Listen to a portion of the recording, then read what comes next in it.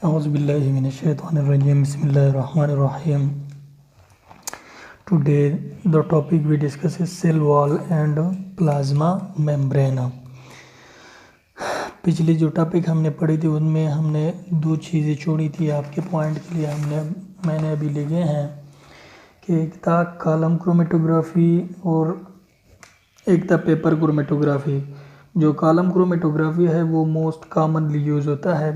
इसको हम इस तरह से आइडेंटिफाई कर सकते हैं कि सी से कॉलम शुरू होता है और सी से कॉमन भी शुरू होता है, तो इसका मतलब है अगर कॉलम है तो वो कॉमन भी है, सी वर्सेस सी।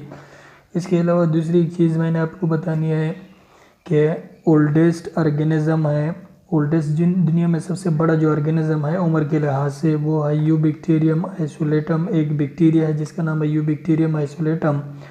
इसकी उम्र जो है वो 3500 मिलियन है, यानी 35 बिलियन भी हम इसको कह सकते हैं। तो ये दो एमसीक्यूज थे। अब हम आते हैं cell wall and plasma membrane.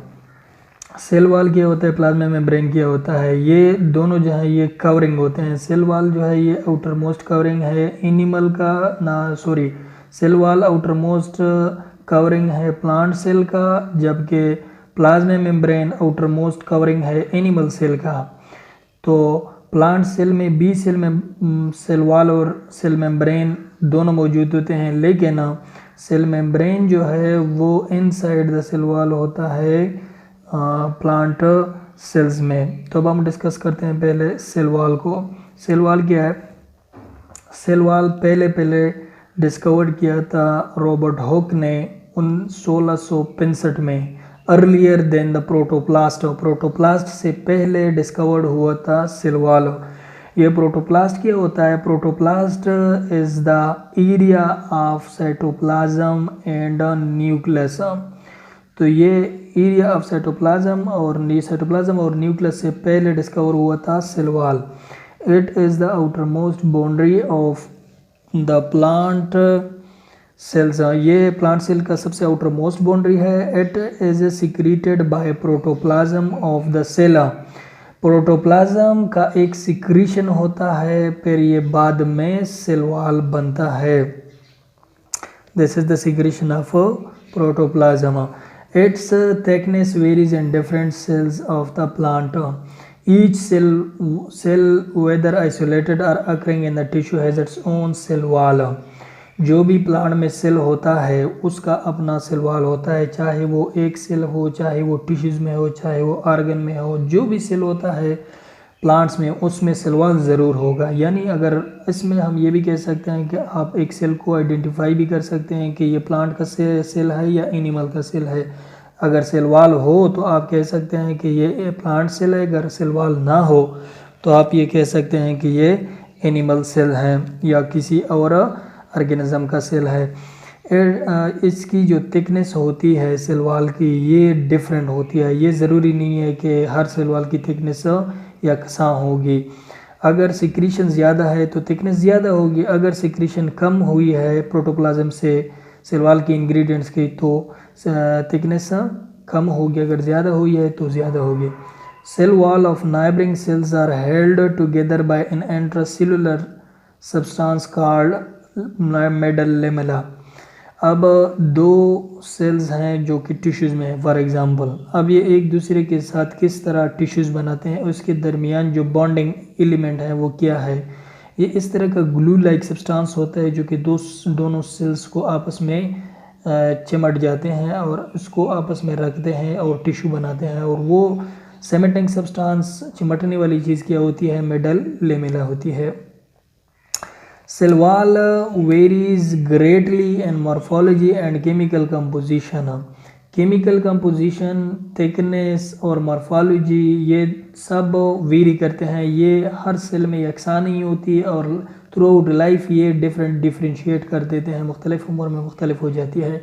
But characteristic है वो close relationship with the age and function of the cell. लेकिन ये जो करेक्टरिस्टिक है, मॉर्फोलॉजी है, केमिकल कंपोजिशन है, थिकनेस है, ये इसका रिलेशन किसके साथ है? एज के साथ है, सेल एज।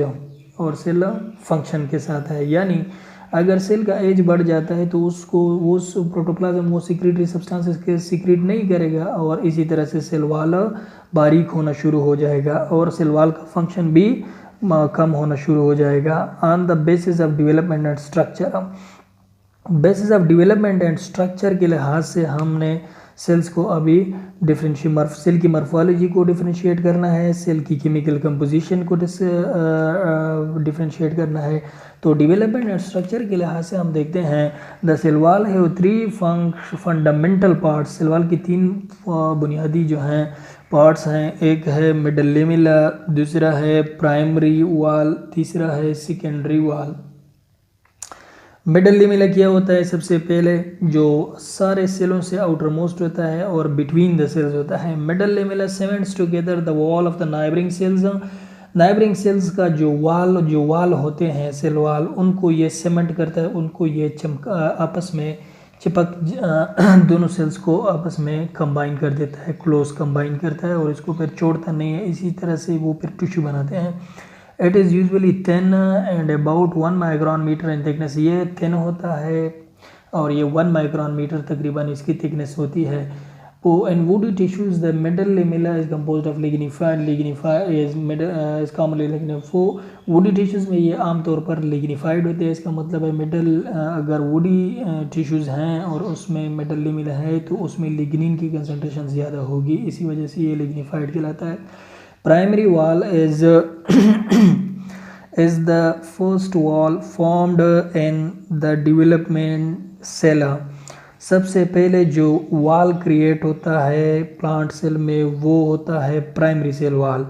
इसकी थिकनेस जो होती है ये 1 to 3 माइक्रोन मीटर होती है।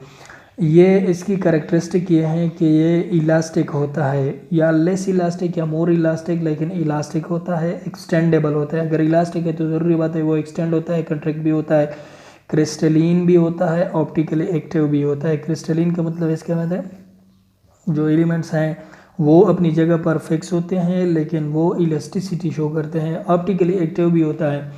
ऑप्टिकली एक्टिव का मतलब है कि स्पेक्ट्रोफोटोमेट्री जो हमने पीछे पढ़ी अमीनो एसिड के लिए, वो सेल वॉल के लिए भी हम कर सकते हैं।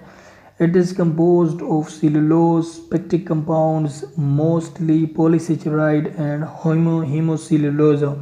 प्राइमरी सेल वॉल जो स्ट्रक्चर होता है जिनमें कि ये कंपाउंड इसमें होते हैं, सेलुलोज होता है, इसमें एक पेक्टिक कंपाउंड्स होता है और पेक्टिक कंपाउंड्स कौन से पेक्टिक कंपाउंड? पॉलीसेचुराइड और हीमोसेलुलोज के पेक्टिक कंपाउंड हो। तो ये सारे कार्बोहाइड्रेट हैं। अगर इसको बायोलॉजिकल मॉलिक्यूल में लिया जाए तो ये सारे कार्बोहाइड्रेट्स हैं। ये सारे कार्बोहाइड्रेट सेलुलोज पेक्टिक कंपाउंड्स हों। ये दो होते हैं, पेक्टिक कंपाउंड्स या पॉलीसेचुराइड्स होते हैं या हीमोसेलुलोज जो कि प्राइमरी सेल वॉल में होते हैं। The secondary wall formed in order the secondary wall follows the order of primary wall in development. और डेवलपमेंट जब होती है, जब सेल ग्रो करता है तो पहले बनता है प्राइमरी सेल वॉल, फिर बाद में बनता है सेकेंडरी सेल वॉल। और जब ये बाद में बनता है तो it is laid down inside the primary wall. तो इसकी जो लोकेशन होती है वो प्राइमरी सेल वॉल के इनर साइड पे होती है, आउटर साइड पे नहीं होती। It is usually thick about 5 to 10 micron metre. इसकी थिकनेस 5 to 10 माइक्रोन मीटर होती है।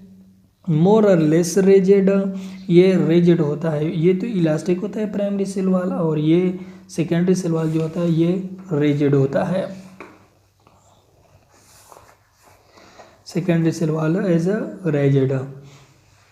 क्रिस्टलीन होता है। क्रिस्टलीन मतलब इसकी जो कंपोजिशन है वो कांस्टेंट होती है और इसके जो मॉलिक्यूल्स है वो अपनी जगह पर रहते हैं। एंड स्ट्रांगली ऑप्टिकली एक्टिव, और ये स्ट्रांग ऑप्टिकली एक्टिव है, मतलब है कि प्राइमरी सेल वॉल से ये ज़्यादा ऑप्टिकल एक्टिविटी करता है स्पेक्ट्रोफोटोमेट्री में। It is mainly composed of cellulose. इसके स्ट्रक्चर में हम जो कंपाउंड्स होते हैं वो होता है सेलुलोज होता है, नॉन सेलुलोजिक पॉलीसेचुराइड्स, हेमोसेलुलोज ये कंपाउंड होते हैं, एंड मिनरल साल्ट्स, और इसमें साल्ट्स भी होते हैं जो कि मिनरल्स के बने होते हैं। मुख्तलिफ़ किस्म के मिनरल्स इसमें होते हैं, मेटल्स होते हैं, calcium, magnesium, potassium and some silica.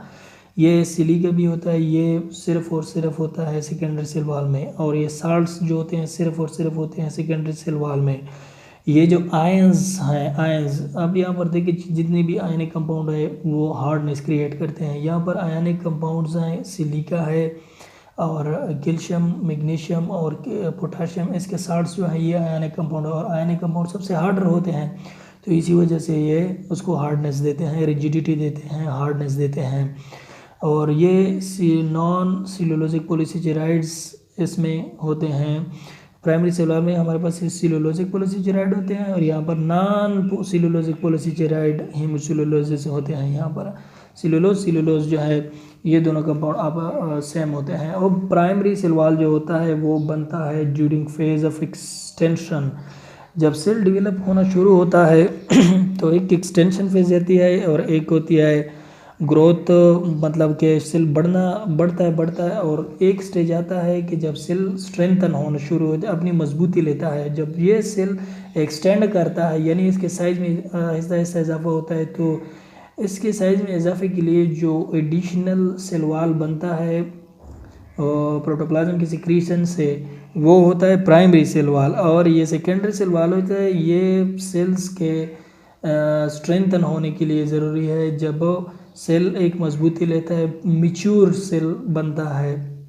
तो नॉन मिच्योर सेल में सिर्फ प्राइमरी सेल होते हैं, फॉर एग्जांपल प्राइमरी सेल वाले होते हैं, for example mesenchyma tissues, parenchyma tissues, और जो वुडी टिश्यूज़ हैं और जो हार्ड हैं फॉर एग्जांपल स्टेम सेल्स हैं, उसमें सेकेंडरी सेल वॉल भी मौजूद होता है। यहाँ पर इसका एक प्रीव्यू हम लेते हैं। प्रोटोप्लाज्म क्या होता है? Protoplasm is the combination of cytoplasm and a nucleus. Protoplasm is the combination of cytoplasm and a nucleus. अब ये प्रोटोप्लाज्म जो है ये सेल वॉल को सिक्रीट करता है। साइटोप्लाज्म में मुख्तलिफ़ किस्म के केमिकल्स बनते हैं, फॉर एग्जांपल ये सेलुलोज, नॉन सेलुलोज और साल्ट्स वगैरह, फिर ये सिक्रीट करता है और ये आहिस्ता आहिस्ता बनाता है सेल वॉल को। सीक्वेंस इसको हम डेवलपमेंट भी कहते हैं कि किस तरह से ये सेल वॉल अपने आखिरी स्ट्रक्चर को पहुंच जाता है। पहले होता है प्रोटोप्लाज्म का होना ज़रूरी है, और ये प्रोटोप्लाज्म सेल वॉल सिक्रीट करता है। जब प्रोटोप्लाज्म सेल वॉल सिक्रीट पहली दफ़ा करता है तो वो प्राइमरी सेल वॉल बनाता है। उसके बाद जब मज़ीद प्राइमरी सेल वॉल एक्सटेंड कर जाता है और इसको मज़ीद आयंस आते हैं, आयनिक कंपाउंड साल्ट्स आते हैं, तो ये सेकेंडरी सेल वॉल बनाता है। सेकेंडरी सेल वॉल जब बन जाता है तो इसके बाद ये मिडल लिमिला बनाता है, और इसकी लोकेशन भी बिल्कुल इसी तरह से है कि ये प्रोटोप्लाज्म सबसे इनर मोस्ट है, इसके बाद प्राइमरी सेल वॉल, उसके बाद सेकेंडरी सेल वॉल, ये इसकी लोकेशन जो है हम इस तरह कह सकते हैं कि आउटर मोस्ट, मिडल और इनर मोस्ट। ये जो आउटर मोस्ट होता है वो हमारे पास होता है मिडल लिमिला, और उसके बाद इनर साइड पर अगर हम जाते हैं तो प्राइमरी सेल वॉल सबसे इनर मोस्ट जो होता है वो सेकेंडरी सेल वॉल होता है। यहाँ पर हम देखते हैं कि कैरेक्टरिस्टिक्स सेल वॉल जो है, जो पूरा सेल वॉल है उसकी क्या क्या खसूसियात है, खसूसी बातें जो एक सेल वॉल में होती है वो कौन कौन सी होती है। एक खसूसी बात यह है कि ये प्लांट आउटर मोस्ट बाउंड्री है, outermost boundary of plant जो है वो सेल वॉल है, ये इसके साथ खसूसी बात है। और दूसरी बात यह है एक इन एवरी प्लांट सेल, ये सेल वॉल जो होता है ये हर प्लांट सेल में होता है। हर प्लांट सेल में जो भी प्लांट सेल होता है, इसका मतलब आप इसको आइडेंटिफिकेशन के लिए भी एक सेल को ले सकते हैं। अगर सेल वॉल है तो ये प्लांट का सेल है। Between cell wall there is middle lamella present. दो सेल वॉल्स के माबेन जो केमिकल्स होता है, जो स्टिकी सब्सटेंस होता है, वो मिडल लिमिला होता है। ये morphology and chemical composition of cells differ कर जाते हैं, और ये एज एंड फंक्शन पे डिपेंड करते हैं। और एज और फंक्शन जो है वो डिपेंड करता है फिर स्ट्रक्चर और डेवलपमेंट पर, कि एक चीज़ डेवलप हो गई है, for example primary cell wall develop हो गई, सेकेंडरी सेल वॉल डेवलप हो गई, मिडल लिमिला डेवलप हो गए, तो ये फुल डेवलप्ड है। अब जो एज बढ़ता है तो ये चीज़ें सिक्रेशन होना कम होते हैं और सेल अपना फंक्शन अदा नहीं कर सकता सेल वॉल। इसके स्ट्रक्चर को अगर हम देखें तो स्ट्रक्चर में हमारे पास तीन किस्म की चीज़ें ज़रूरी हैं, तीन पार्ट्स हैं सेल वॉल के। एक है प्राइमरी सेल वॉल, दूसरा है सेकेंडरी सेल वॉल, तीसरा है मिडल लिमिला। प्राइमरी सेल वॉल क्या होता है? ये सबसे पहला फार्म होता है डेवलपमेंट के दौरान। जो ही सेल बनना शुरू होता है, पहला जो सेल वॉल क्रिएट होता है वो होता है प्राइमरी सेल वॉल। इसकी थिकनेस 1 to 3 माइक्रोन मीटर है और इसकी करेक्टरिस्टिक क्या है। अब प्राइमरी सेल वॉल की खसूसी बातें क्या है जो सिर्फ और सिर्फ प्राइमरी सेल वॉल में होती है, ये इलास्टिक होता है। इलास्टिक होता है यानी आपने वाइब्रेट भी कर, फॉर एग्जांपल एक जगह से ज़्यादा है तो वो ही जगह पर फिर आ सकता है। इलास्टिक है जस्ट लाइक रबड़, हाँ, तो इसलिए तो ये एक्सटेंड कर जाता है during phase of extension. Elastic है, क्रिस्टलीन है, ऑप्टिकली एक्टिव है, ऑप्टिकल एक्टिविटी भी पेश करता है और क्रिस्टलीन भी है। क्रिस्टलीन तो इसको अगर आप समझना चाहें एक वर्ड में तो उसके लिए लेके ईको का वर्ड, ईको मतलब है elastic, crystalline and optically active. ये करेक्टरिस्टिक है सिर्फ प्राइमरी सेल वॉल के। स्ट्रक्चर में हम देखते हैं कि सेलुलोज इसमें होता है। प्राइमरी सेल वॉल में क्या क्या कंपाउंड्स होते हैं, सेलुलोज एंड पेक्टिक कंपाउंड्स, ये दोनों मेन कंपाउंड होते हैं, सेलुलोज एंड पेक्टिक कंपाउंड्स।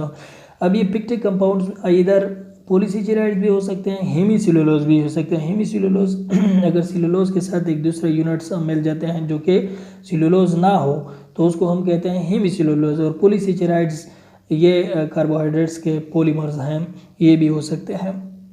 एक तो सेलुलोज पॉलीमर है, एक दूसरे पॉलीसेकेराइड्स भी हो सकते हैं पॉलीमर्स, और ये पेक्टिक कंपाउंड्स में होते हैं पॉलीसेकेराइड्स और hemicellulose. Mainly pectic compounds and cellulose ये कंपाउंड जो है ये स्ट्रक्चर बनाते हैं प्राइमरी सेल वॉल के।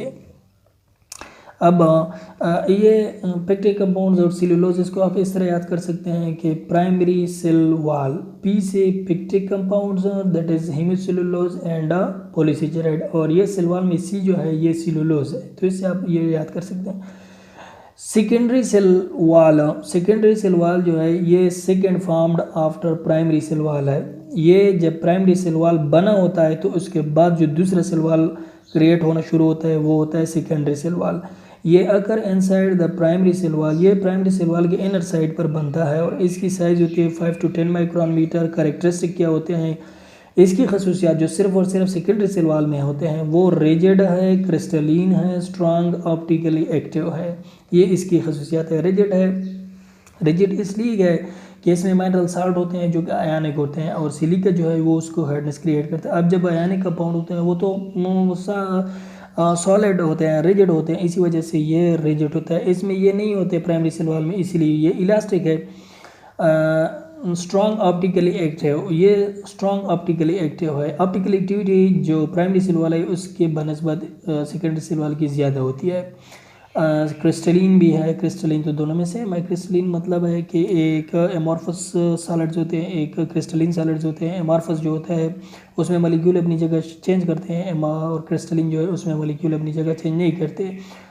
इसको आप इस तरह याद कर सकते हैं। कोर एक वर्ड है, अगर आप इसके लिए याद करें, कोर का मतलब है crystalline, optically strong, optically active मतलब and rigidity. Primary cell wall secondary cell wall में एक चीज़ डिफर है करेक्टरिस्टिक में, एक ये रिजिड एक है इलास्टिक। ये रिजिड इसलिए है कि इसमें आयनिक कंपाउंड्स भी होते हैं और ये रिजिड इसलिए नहीं है कि इसमें आयनिक कंपाउंड्स नहीं होते जो मेटल साल्ट हैं। स्ट्रक्चर में क्या होता है, ये इसमें सेलुलोज भी होता है, हेमीसेलुलोज भी होता है, नॉन सेलुलोज भी होते हैं। Cellulose, hemicellulose, non cellulosic polysaccharides ये होते हैं और मिनरल साल्ट्स भी इसमें होते हैं जो कि आयनिक कंपाउंड्स बनाते हैं और इसी वजह से इसकी रिजिडिटी होती है। मेडल्ले मिला क्या है, मेडल्ले मिला का ये सीमेंटिक सब्सटेंस है, एक चिपकने वाली चीज़ है जो कि दोनों सेलों को आपस में चिपका देती है।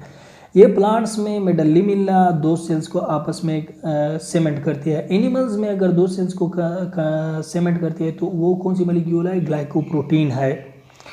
ये मेडल्ले मिला 1 माइक्रोन मीटर का होता है थिकनेस, और इसके स्ट्रक्चर में हम लिग्निन देखते हैं उस वक्त अगर ये वुडी टिश्यूज़ में है। मेडल्ले मिला अगर वुडी टिश्यूज़ में है तो उसमें लिग्निन ज़रूरी होता है, इसी वजह से इसको हम कहते हैं कि लिग्निफाइड मेडल्ले मिला।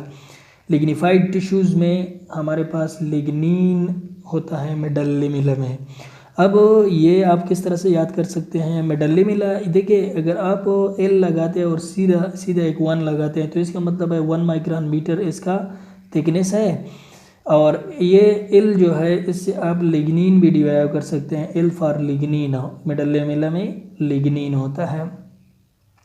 अच्छा, जो सेकेंडरी सेल वॉल है उसकी जो थिकनेस है वो 5 to 10 है और प्राइमरी की जो है वो 1 to 3 है, और 1 जो है वो मिडल नहीं मिलेगा। डेवलपमेंट हम देखते हैं, डेवलपमेंट किस तरह होती है, किस तरह with the passage of time additional substances आ जाते हैं, कम्प्लेक्सिटी किस किस तरह से क्रिएट होती है, पहले कौन से फिर बाद में कौन से।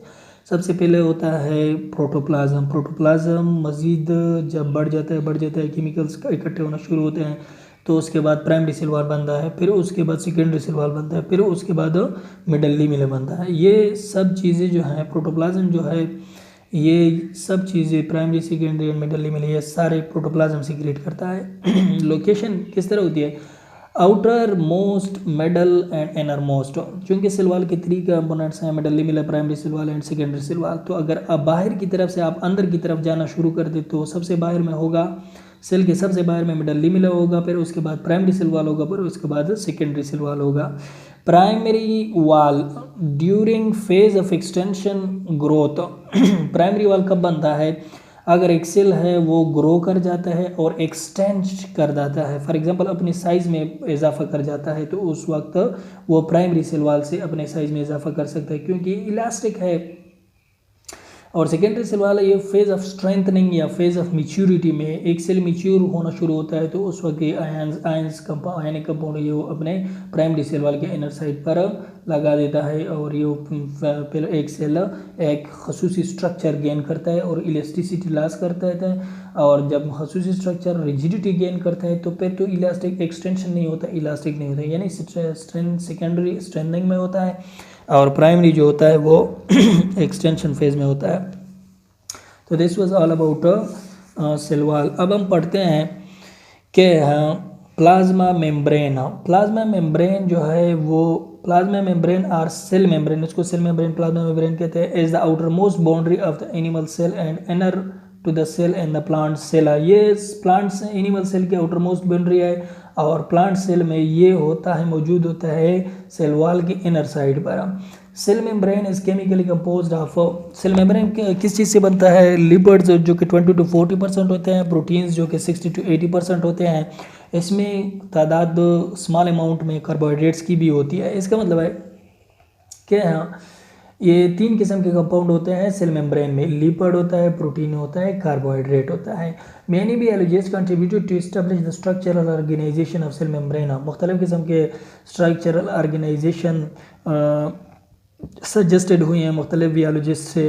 The modern technology has revealed that एक स्ट्रक्चर था जो कि लिपिड बायलेयर था और उसका मतलब मुख्तलिफ स्ट्रक्चरल ऑर्गेनाइजेशन ये हैं हमारे पास। ये देखें, chronological development towards fluid mosaic model of plasma membrane. Plasma में फ्लूइड मोज़ेक मॉडल से पहले जो सारी प्लाज्मा इसकी डेवलपमेंट किस तरह हुई है, सबसे पहले 2 लेयर्स ऑफ लिपिड मॉलिक्यूल, ये गॉटर एंड ग्रिंडल ने डिस्कवर किया था ये मॉडल। डेनली एंड डेवन ने कौन सा डिस्कवर किया था, lipid bilayer is covered with proteins and protein spore. Lipid bilayer covered protein, Robertson unit membrane model discover किया था। ये बहुत important MCQs point of view से, रॉबर्टसन ने यूनिट मेम्ब्रेन मॉडल डिस्कवर किया था। सेंगर एंड निकोलसन ने फ्लूइड मोज़ेक मॉडल डिस्कवर किया था। ये भी एमसीक्यूज पॉइंट्स बहुत इंपॉर्टेंट है।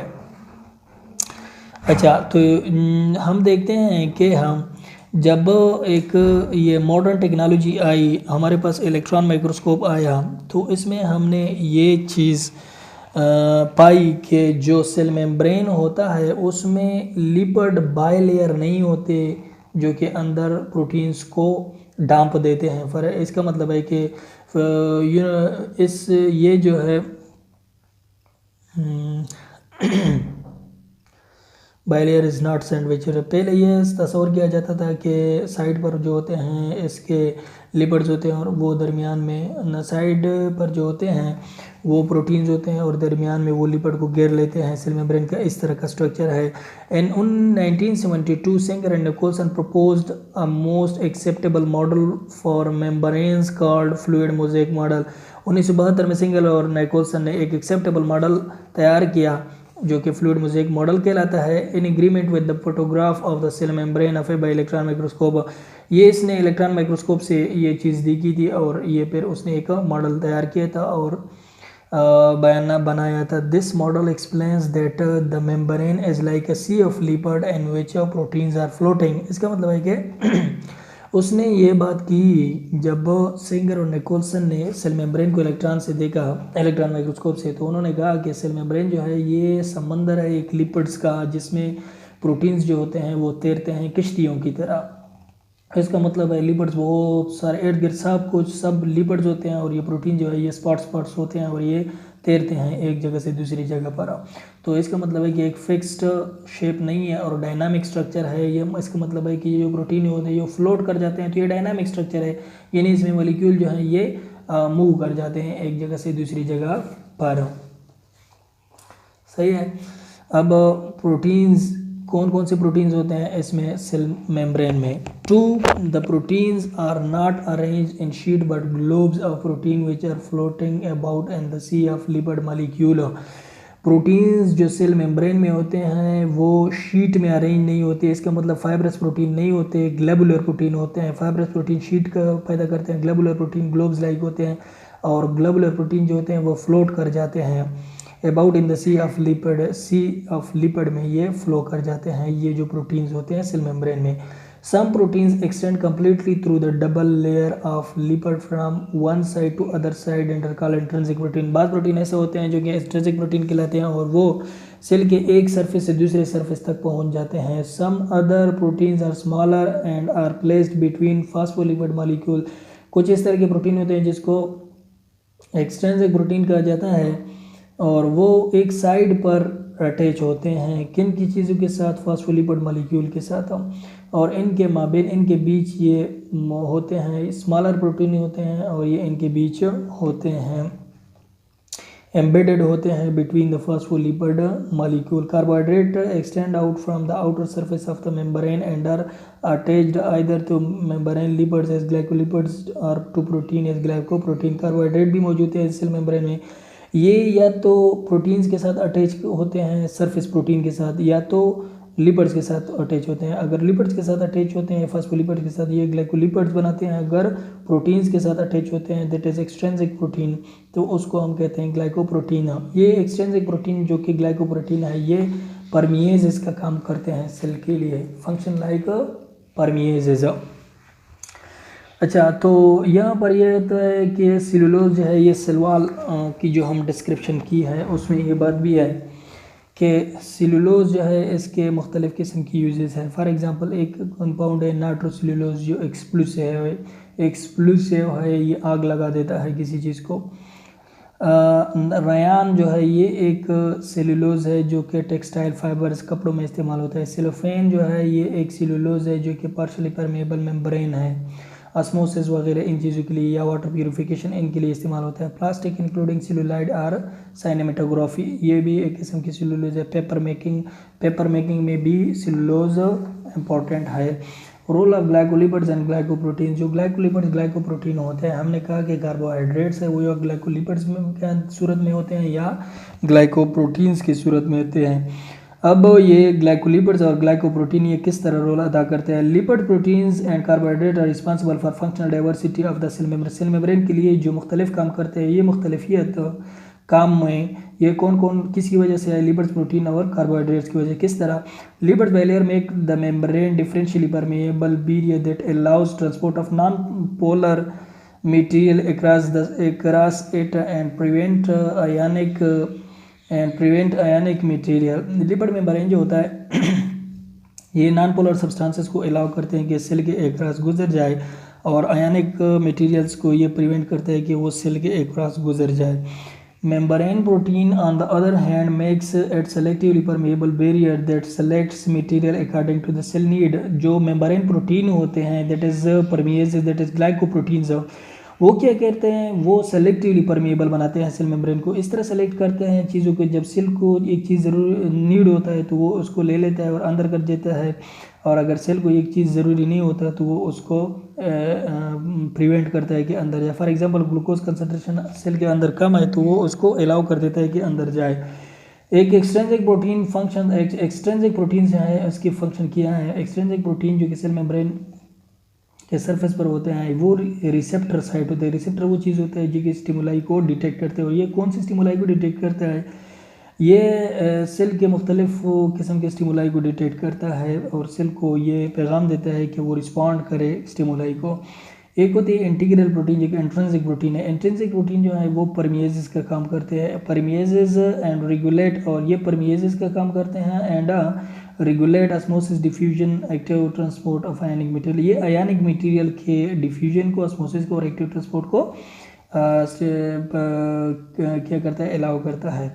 मेम्ब्रेन कार्बोहाइड्रेट जो है वो उसका क्या फंक्शन है। मेम्ब्रेन कार्बोहाइड्रेट फॉर एग्जांपल जो कि ग्लाइकोलिपिड या ग्लाइकोप्रोटीन्स है, वो रोल अदा करते हैं रिसेप्टर साइट्स क्रिएट करने में। फॉर एग्जांपल ये डिटेक्ट करता है स्टिमुलाई, कौन सी टाइप के stimuli, for example hormone receptor sites. ये कार्बोहाइड्रेट्स मुख्तलिफ किस्म के रिसेप्टर, ग्लाइकोप्रोटीन या ग्लाइकोलिपिड्स के अंदाज में मुख्तलिफ किस्म के रिसेप्टर होते हैं जो कि हार्मोन रिसेप्टर साइट क्रिएट करते हैं। हार्मोन के लिए एक रिसेप्टर होते हैं वो दे रिसीव नरो इम्पल्सेस के लिए रिसेप्टर होते हैं। ग्लाइकोप्रोटीन या ग्लाइकोलिपिड्स रिकॉग्निशन ऑफ एंटीजन को रिकॉग्नाइज करते हैं, फूड मटेरियल को रिकॉग्नाइज करते हैं और फिर सेल को बताते हैं कि उसके मुताबिक उसको रिस्पॉन्ड करें। Membrane carbohydrate are responsible for the endocytosis. Membrane carbohydrate endocytosis that is phagocytosis और पिनोसाइटोसिस। एंडोसाइटोसिस कहते हैं making the substances to carry the substance from outer environment into the inner environment is called endocytosis. और जब ये substance या solid होता है या लिक्विड होता है, अगर सॉलिड है तो उसको हम फेगोसाइटोसिस कहते हैं, अगर लिक्विड है तो उसको हम पिनोसाइटोसिस कहते हैं। और ये इसलिए कि ईटिंग वाली सब्सटेंस जो होती है वो सॉलिड होती है, eating is phagocytosis and drinking is the pinocytosis.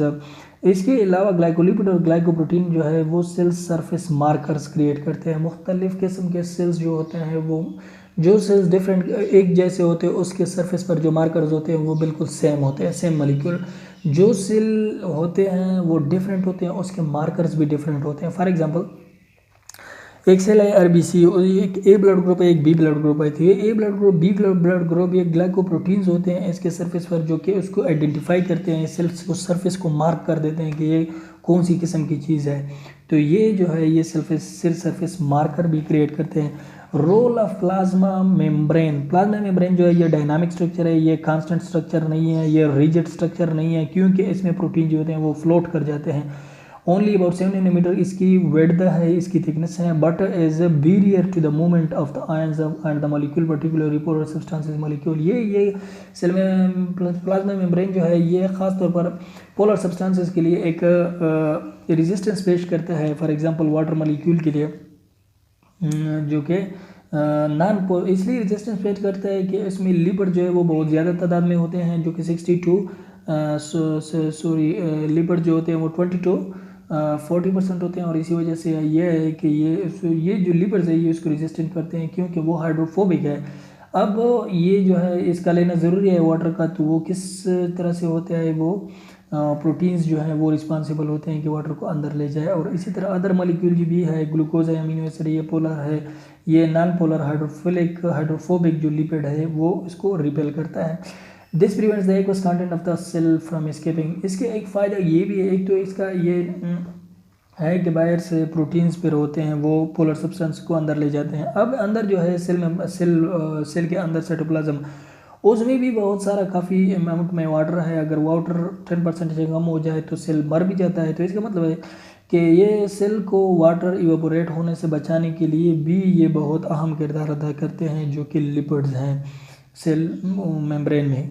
However, transport or maintenance across membrane must still occur for a number।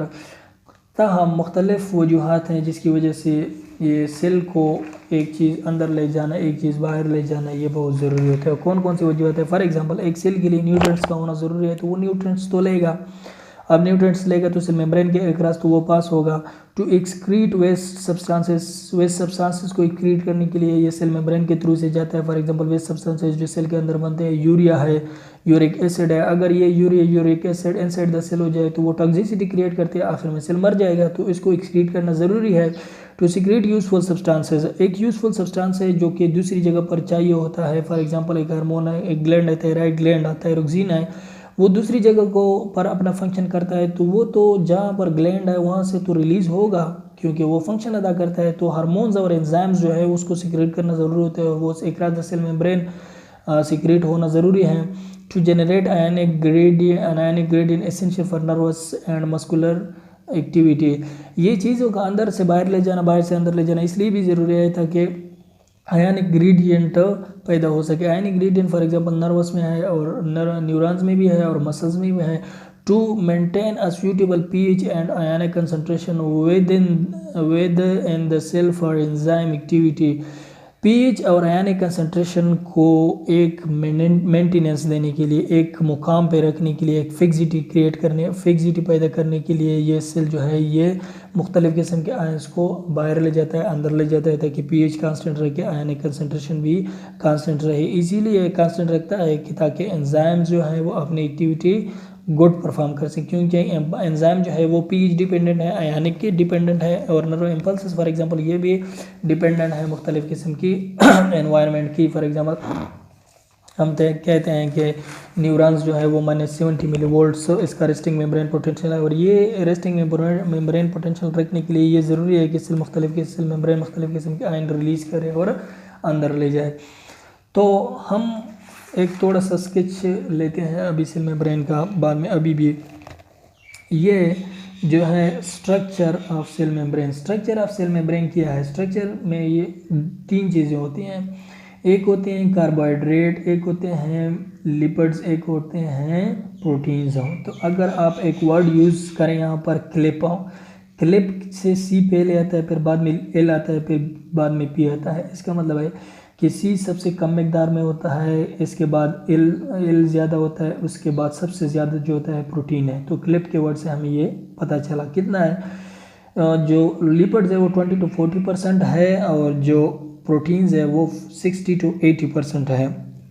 अच्छा, पहले एक मॉडल क्रिएट हुआ था डिस्कवर हुआ था जिसको हम कहते हैं सैंडविच मॉडल भी कहते हैं, यूनिट मॉडल वगैरह ये भी कहते हैं। उसमें ये कहा गया था कि जो प्रोटीन्स है वो आउटर सरफेस बनाते हैं और जो लिपिड्स हैं वो उनके दरमियान चिपक जाते हैं और उनके दरमियान फिक्स्ड होते हैं। उसको हम कहते हैं सैंडविच मॉडल और या unit membrane model, sorry sandwich model भी इसको हम कहते हैं और unit membrane model I think so इसको भी कहते हैं। तो इलेक्ट्रॉन माइक्रोस्कोप जब आया तो सिंगर एंड निकोलसन ने ये बात दी कि नहीं, ये कंप्लीट फिक्स नहीं होता। लिपिड जो है ये हर कहीं भी मौजूद हो सकता है, around the cell around the protein भी मौजूद होता है, इनसाइड भी प्रोटीन भी मौजूद होता है, under the protein, outer side to the protein. This means कि जो लिपिड है ये एक चारों तरफ से घेर लेता है प्रोटीन्स को, इसी वजह से इसको कहते हैं सी ऑफ लिपिड्स। अब एक किश्ती किस्म के होते हैं जिसको प्रोटीन कहते हैं, वो जिधर भी जाना चाहें वो उस लिपिड्स में आना इधर उधर जा सकते हैं। और जो लिपिड्स होते हैं सेल मेम्ब्रेन वो होते हैं फास्फोलिपिड्स। अब ये लिपिड्स और प्रोटीन्स ये दो हैं। अब कार्बोहाइड्रेट्स कहाँ पर होते हैं? जो साइड पर होते हैं प्रोटीन और साइड पर होते हैं लिपिड। साइड पर प्रोटीन और लिपिड के साथ तो कार्बोहाइड्रेट्स अटैच होते हैं, वो या तो ग्लाइकोप्रोटीन बनता है या तो ग्लाइकोलिपिड बनता है। फ्री कार्बोहाइड्रेट नहीं होते, ये कंजुगेटेड फॉर्म में होते हैं। यहाँ पर प्रोटीन हम लेते हैं। प्रोटीन्स की अरेंजमेंट किस तरह होती है? सेल मेम्ब्रेन में अगर हम देखें तो वो शीट्स, प्रोटीन्स जो है ये एक शीट में मौजूद नहीं होते, ग्लोब्स में मौजूद होते हैं, गोल गोल होते हैं और एक जगह से दूसरी जगह जा सकते हैं। ये प्रोटीन्स जो होते हैं ये सॉल्युबल इन वाटर होते हैं, इसलिए फ्लोट्स कर। सॉल्युबल इन वाटर होता है, अनसॉल्युबल इन लिपिड्स। हम आगे पढ़ेंगे कि ग्लोबुलर प्रोटीन जो है वो सॉल्युबल इन वाटर है, अनसॉल्युबल इन लिपिड। इसी वजह से ये इस लिपिड में सॉल्युबल नहीं करता जबकि इसके ऊपर से तैरता है। दो तरह के प्रोटीन होते हैं, एक इंट्रिंसिक प्रोटीन होता है, ये एक एक्सट्रिंसिक प्रोटीन होता है। इंट्रिंसिक प्रोटीन जो होता है वो कंप्लीटली एक्सटेंड करता है across the bilayer of lipid, एक सिरे से लेकर दूसरे सिरे तक पहुंच जाता है। ये एक्सट्रिंसिक प्रोटीन ये साइड में होते हैं। और साइड में किस तरह होते हैं कि फॉर एग्जांपल लिपिड्स मॉलिक्यूल्स है उनके दरमियान में ये मौजूद होता है, एम्बेड होता है, उसको हम एक्सट्रिंसिक प्रोटीन कहते हैं। और ये एक्सट्रिंसिक प्रोटीन ग्लाइकोप्रोटीन या ग्लाइकोलिपिड्स बनाते हैं। कार्बोहाइड्रेट एट मेम्ब्रेन सरफेस जैसे ग्लाइकोलिपिड। कार्बोहाइड्रेट कौन सी सूरत में होते हैं? या ग्लाइकोलिपिड की सूरत में होते हैं या ग्लाइकोप्रोटीन की सूरत में होते हैं। ये ग्लाइकोप्रोटीन जो है ये भी परमेज का फंक्शन करते हैं और ये जो एक्सट्रिंसिक प्रोटीन इंट्रिंसिक प्रोटीन है ये भी परमेज का फंक्शन अदा करते हैं। Role of glycolipids and glycoproteins, किस तरह के फंक्शन होते हैं ग्लाइकोलिपिड्स और ग्लाइकोप्रोटीन्स और कार्बोहाइड्रेट्स के। कार्बोहाइड्रेट्स, लिपिड्स एंड प्रोटीन, ये ही वो तीन मालिक्यूल है जो सेल मेम्ब्रेन को इसलिए इस मुकाम पर तैयार करता है कि वो मुख्तलिफ फंक्शन करे। फॉर एग्जांपल लिपिड जो है वो फॉस्फोलिपिड मौजूद होते हैं सेल मेम्ब्रेन में, make cell membrane differentially permeable barrier. Lipid जो होता है वो सेल मेम्ब्रेन को डिफरेंशियली परमिएबल बैरियर बनाता है। किस तरह डिफरेंशियली परमिएबल बनाता है? डिफरेंशियल परमिएबल का मतलब है एक चीज़ को अलाउ करना, दूसरी चीज़ को प्रिवेंट करना। तो ये अलाउ करता है पोलर सब्सटेंसेस को और इनहिबिट करता है आयनिक सब्सटेंसेस को। इसी वजह से कि लिपिड खुद भी नॉन आयनिक है और लाइक डिजॉल्व्स लाइक। अब अगर लिपिड नॉन पोलर है तो वो नॉन पोलर को मिसिबल करेगा और उसको अंदर ले जाएगा, और जबकि आयनिक को मिसिबल नहीं करेगा और उसको अंदर नहीं ले जाएगा, ये उसको ऊपर ही तैरता रहेगा। प्रोटीन्स होते हैं सेल मेम्ब्रेन में, ये सेल मेम्ब्रेन को सेलेक्टिवली परमिएबल बनाता है। इसकी चीज़ जो है ये फिक्स है, जो लिपिड्स का फंक्शन ये फिक्स है, अगर आयनिक है तो अंदर नहीं जाएगा, अगर नॉन आयनिक है तो अंदर जाएगा। जबकि प्रोटीन्स का जो फंक्शन है वो सेलेक्टिवली परमिएबल है, ये आयनिक और नॉन आयनिक दोनों को भी अंदर ले जा सकता है, लेकिन जो पोलर को भी ले जा सकता है, नॉन पोलर को भी ले जा सकता है, लेकिन ये सेलेक्टिवली परमिएबल है। इसका मतलब है अगर सेल को नीड है तो अंदर जाएगा, अगर सेल को नीड नहीं है तो अंदर जाने नहीं देगा। Select substance by cell need, for example glucose जो है वो अब ये पोलर है, अगर सेल के अंदर कम है तो ये अलाउ करेगा कि सेल के अंदर ग्लूकोज जाए, अगर सेल के अंदर कम नहीं है, ज़्यादा है तो ये अलाउ नहीं करेगा। इसका मतलब है इस यहाँ से एक चीज़ ध्यान में आती है कि ग्रेडियंट पर ये सब प्रोसेस डिपेंडेंट है, ग्रेडियंट, और ग्रेडियंट को हम osmosis, diffusion, active transport, passive transport, इसमें हम एक्सप्लेन करते हैं।